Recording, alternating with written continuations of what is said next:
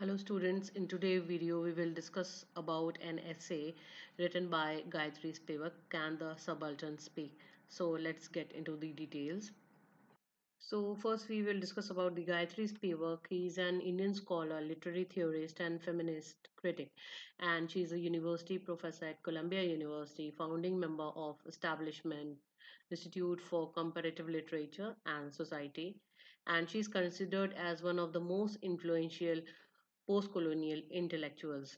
So Spivak is best known for her essay Can the Subaltern Speak? Her translation of An Introduction to Jacques Derrida Grammatology. And Spivak was awarded in 2012 Kyoto Prize in Arts and Philosophy for being the critical theorist and educator speaking for humanities against intellectual colonialism in relation to the globalized world.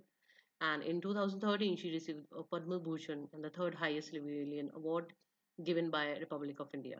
So she utilizes methods and approaches from Marxism, feminism, and deconstruction.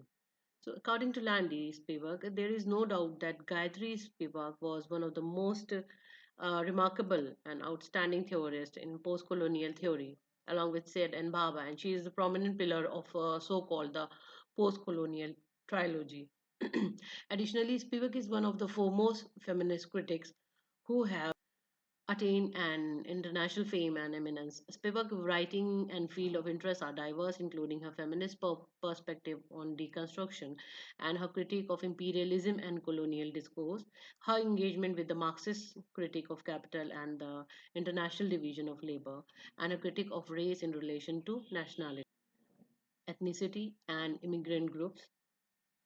Now came on the point of subaltern. It is a subordinate position in terms of class, gender, race, and culture. Subaltern people are those people who are voiceless people, written out of the historical record and ignored because their activities do not count for social culture or structure.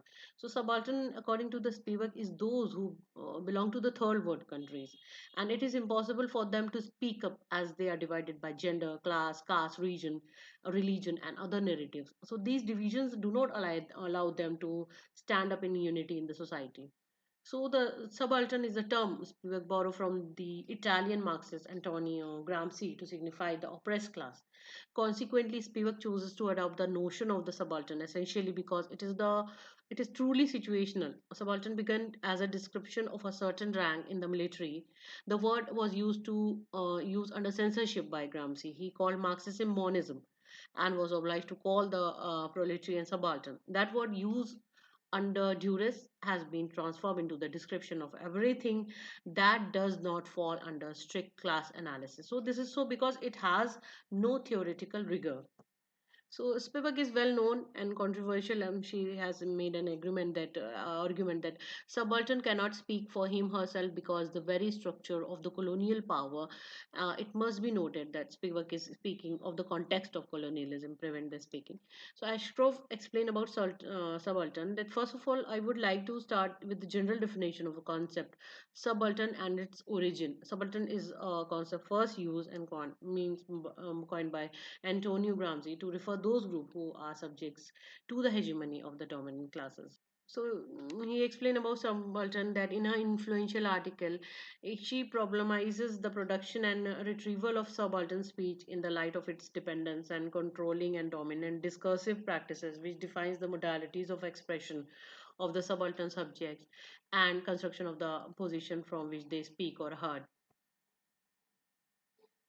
So Spivak challenges the widespread thesis that the intellectual or post-colonial historian can recover the voice and consciousness of subaltern, because that unlike Spivak, there has been no major revolution in the modern history without intellectuals. Conversely, there has been no major counter-revolutionary movement without intellectuals. Intellectuals have been the father and mother of the movement, and of course, son and daughter, even nephews and nieces. So said this in the 1996. So in India in 1980, the enterprising historian started subaltern studies as a project to reclaim and rewrite Indian historiography from the subaltern perspective. Ranjit Guha took up the task to probe into the peasant movement of the past, which according to him were showcased as something monumental and outstanding by historian. So a theme that emerges across the early work undertaken by subaltern study group is the relationship between the marginalized classes and the anti-colonial movement of the 20th century. Then again, Miswas wrote that Guha believed that the politics of the subaltern did not constitute an autonomous domain, for it neither originated from elite politics or not did exist and depend on the latter. Subordination in its various form has always been the central focus of the subaltern studies. So this is the social formation and the subalterns means the dominant group and the ideology of subalterns, divided by the class, creed, and society according to various theory and the critical approach. So I hope you understand the context of the subaltern means what she is trying to convey. What are the exact meaning? What is the exact meaning of subaltern in various according to various theologies? So I hope you like this video. This is a very short video on the only on subaltern, the context of subaltern, and we will discuss the full essay in another video. So I hope you like it. So please share and subscribe to my channel. Thank you for watching.